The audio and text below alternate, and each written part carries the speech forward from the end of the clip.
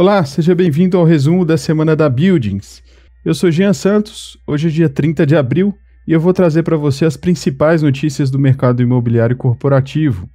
Lembrando que as notícias também estão disponíveis no portal da revista Buildings e nas principais plataformas de streaming. E se você estiver assistindo o vídeo pelo YouTube, os links estão na descrição.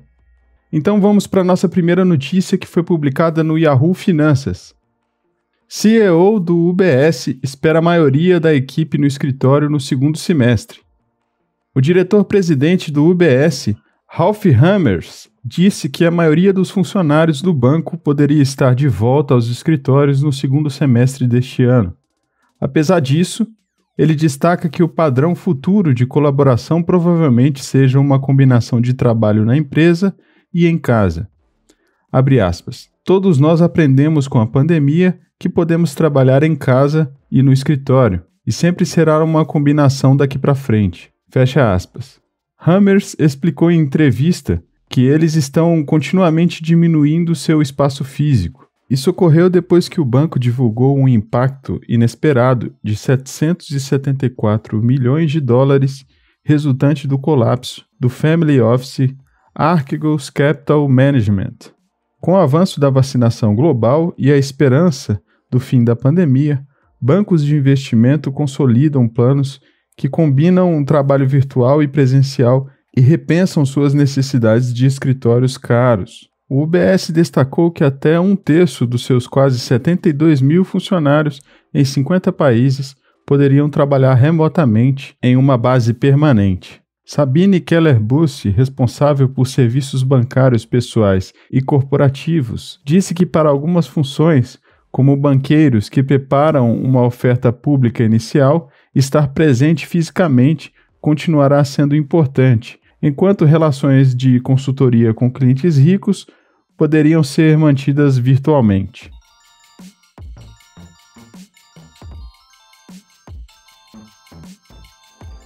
Vamos para a nossa próxima notícia que foi publicada na Folha de São Paulo. 71% acreditam em recuperação da economia só a partir de 2022, diz CNI. A lentidão da campanha de vacinação e um recrudescimento da pandemia tem pesado nas expectativas da população, e 7 em cada 10 brasileiros dizem acreditar que a economia irá se recuperar só a partir de 2022. Esse levantamento foi realizado pela CNI, Confederação Nacional da Indústria. Quando a mesma pergunta foi feita em julho do ano passado, 61% responderam que a economia brasileira deveria se recuperar dos efeitos da crise da saúde em até 2 anos ou mais. Robson Braga de Andrade, presidente da entidade, destacou que só a imunização em massa da população vai recolocar o Brasil no caminho da retomada da economia. Os dados apontam que 83% dos entrevistados consideram o ritmo de vacinação do país lento ou muito lento e 21% dizem acreditar que serão vacinados apenas no ano que vem. O ministro da Saúde, Marcelo Queiroga, revisou o calendário de vacinação e adiou o fim da imunização do grupo prioritário em 4 meses, de maio para setembro. Andrade, da CNI, ressalta que é preciso avançar na execução do Plano Nacional de Imunização, respeitando a ordem dos grupos prioritários para que a população consiga recuperar a confiança. Nesta pesquisa, 41% dos entrevistados disse que tem medo de perder o emprego e 41% apontou que houve um impacto nos salários. O levantamento foi feito em parceria com a FSB Pesquisa. Segundo a instituição, a pesquisa impossibilite afirmar que o ritmo de vacinação tem postergado a recuperação da economia. Ela é medida fundamental não só do ponto de vista do enorme custo humano que a pandemia impõe, mas também fundamental para a retomada da economia. Em relação ao processo de reabertura de estabelecimentos comerciais e de ensino, a maioria aprova o funcionamento do comércio de rua, 61%. A maior parte, no entanto, é contra a abertura de shoppings, 57%, salões de beleza, 51%, academias, 62% e bares e restaurantes, 60%. A pesquisa ouviu por telefone 2.010 pessoas de 16 a 20 de abril. A margem de erro é de 2 pontos percentuais para mais ou para menos.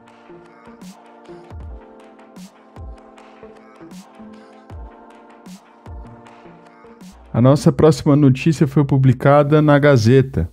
MP libera férias antecipadas, suspensão do FGTS, home office e banco de horas. O governo federal publicou na última quarta-feira, dia 28, no Diário Oficial da União, a medida provisória MP 1046, que altera as regras trabalhistas. O objetivo é preservar empregos em meio à pandemia e permitir a antecipação de férias e feriados, além de adiamento do recolhimento do FGTS, entre outras ações. As medidas que poderão ser adotadas pelas empresas são teletrabalho, antecipação de férias individuais, concessão de férias coletivas, aproveitamento e antecipação de feriados, adoção de banco de horas, suspensão de exigências administrativas em segurança e saúde no trabalho e adiamento do recolhimento do FGTS. Na prática, o texto é uma reedição da MP 927 de 2020 e permite a flexibilização das normas trabalhistas durante um período de 120 dias, que pode ser prorrogado por igual prazo. Segundo o advogado especialista em direito trabalhista e empresarial, Guilherme Machado, essas medidas são de suma importância. Abre aspas.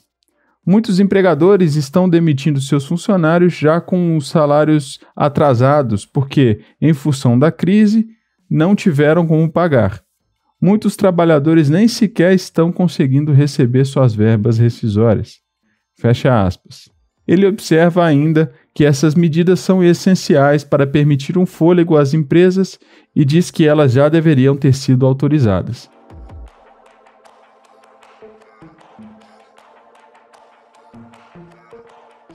A nossa próxima notícia foi publicada no Diário do Comércio.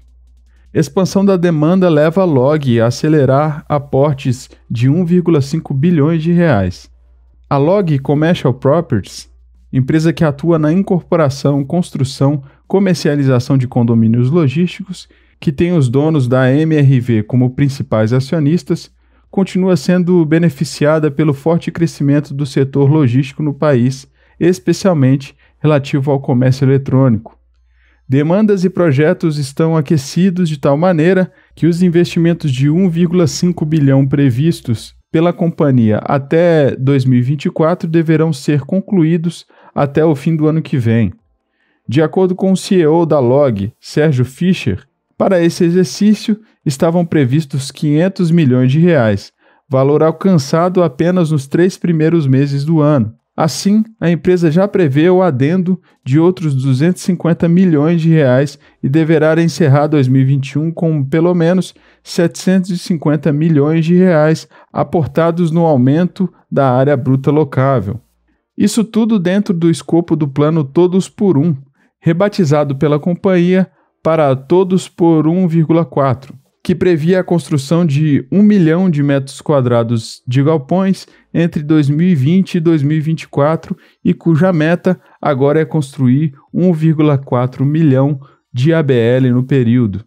Conforme o ritmo dos aportes, a previsão de Fischer deverá se confirmar. O executivo disse em maio do ano passado que, embora ainda fosse cedo para entender como a demanda iria se comportar no restante do ano, a empresa já prospectava terrenos em novas regiões para a construção de galpões para além dos 1 milhão de metros quadrados de ABL previstos quando do lançamento do plano de expansão da companhia, lançado em 2019.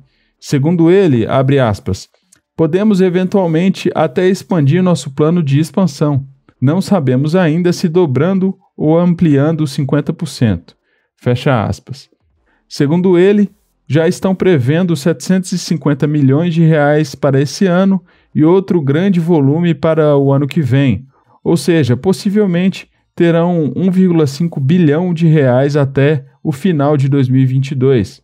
Por fim, ele destaca que o mais importante é que já existem projetos espalhados por todas as regiões do país e Minas Gerais está com uma participação relevante.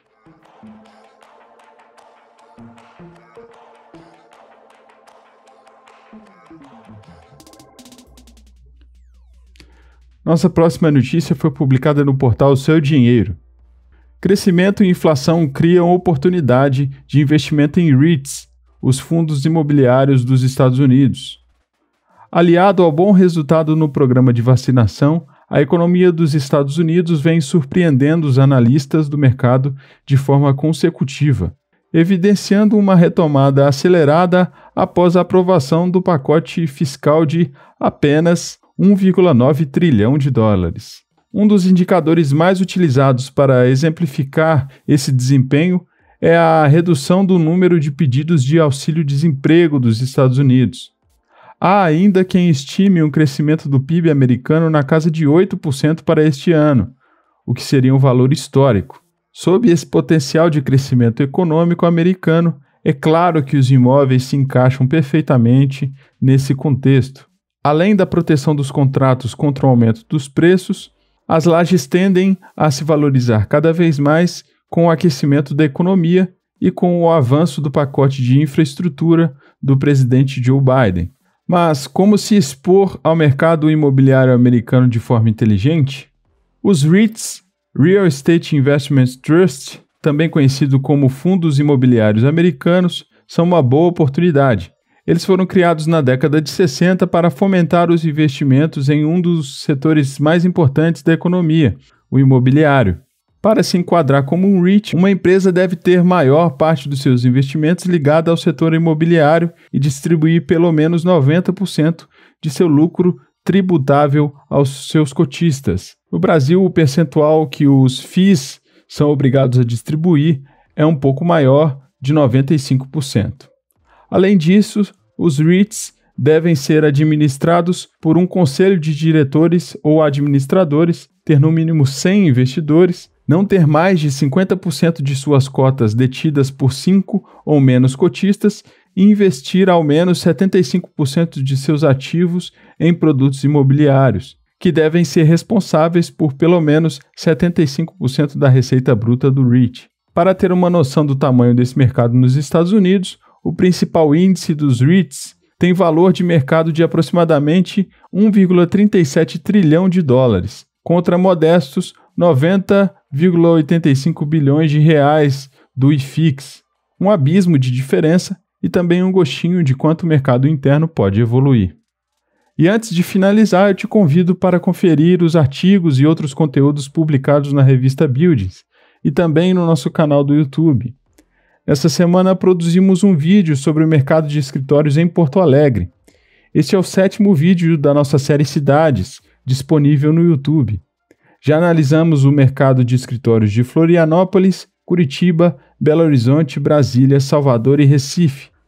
Bom, chegamos ao final do nosso resumo de notícias. Espero que você tenha gostado. Eu sou Jean Santos, vou ficando por aqui, te desejando um excelente final de semana e nós nos encontramos na sexta-feira que vem. Um abraço e até lá!